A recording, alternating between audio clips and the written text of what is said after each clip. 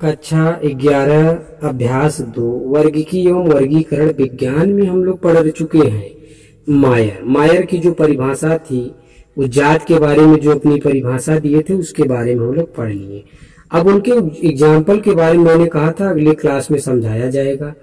देखिए, विभिन्न जनकों माने जो पैदा करने वाले हो के बीच लैंगिक मतलब समझ रहे होंगे, क्रिया से उत्पन्न संतान को संकर तथा इस प्रक्रिया को संकरण कहते हैं।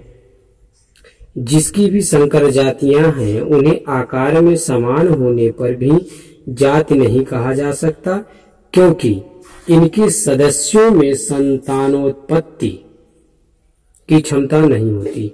गधे और जेब्रा और गधे लगभग एक ही नस्ल के होते हैं कि संतानों का जेवयार्ड शेरनी तथा नर चीते की संतान को टिग्लायन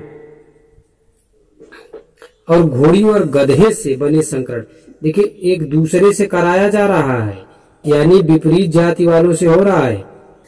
बने संकर को क्या कहते हैं? खच्चर कहते हैं। यानी घोड़ी और गधे से जो लैंगिक जनन कराया जाता है उससे जो बच्चे उत्पन्न होते हैं वो क्या होते हैं? खच्चर। ठीक है। जेब्रा को ये क्या बोलते हैं? जेवयार्ड। इस तरह प्राप्त सभी संकर एक समान होने के बावजूद प्राकृतिक जाति नहीं कहे जा सकते, क्योंकि ये संतान उत्पन्न नहीं करते। ठीक है।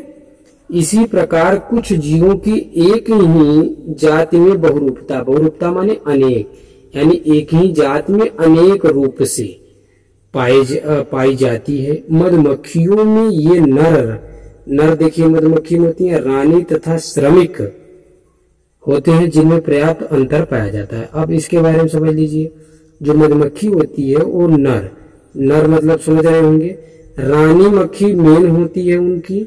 श्रमिक माने जो मधु इकट्ठा करने वाली मक्खियां होती हैं उनको क्या नाम दिया जाता है? श्रमिक मक्खी।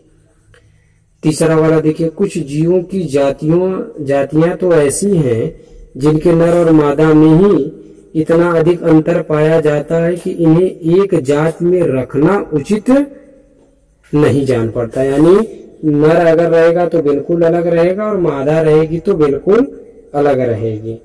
ठीक है। थोड़ा सा और पढ़ लेते हैं एग्जाम्पल के बाद। अब हेडिंग डालेंगे विभिन्न जाति संकल्पना।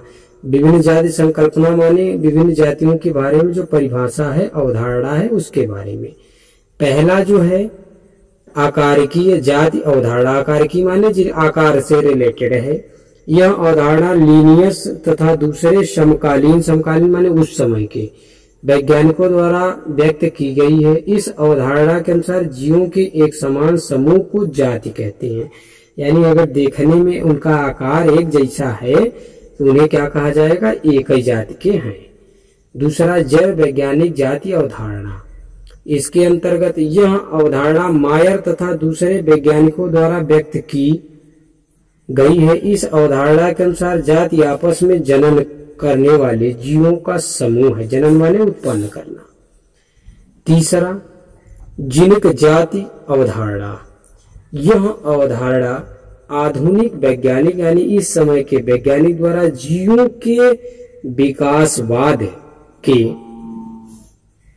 बाद व्यक्त की गई। इस अवधारणा के अनुसार जाति अंतरा प्रजनन माने अंतर, यानी एक दूसरे से जो कराए गए थे, इधर जेब्रा की बात हुई थी। ठीक है। करने वाले जीवों की ऐसी समष्टि मतलब होता है इकट्ठा। ठीक है। जिनमें समान जिन समूह पाया जाता है। ठीक है। तो कल हम लोग पढ़ेंगे इनके लक्षण के बारे में पढ़ा जाएगा। आज सिर्फ इतना ही। तो आज जो है यहाँ से लेके आपका यहाँ तक चला हुआ है, तो इसको आप लोग लिख लीजिएगा, समझ लीजिए। धन्यवाद।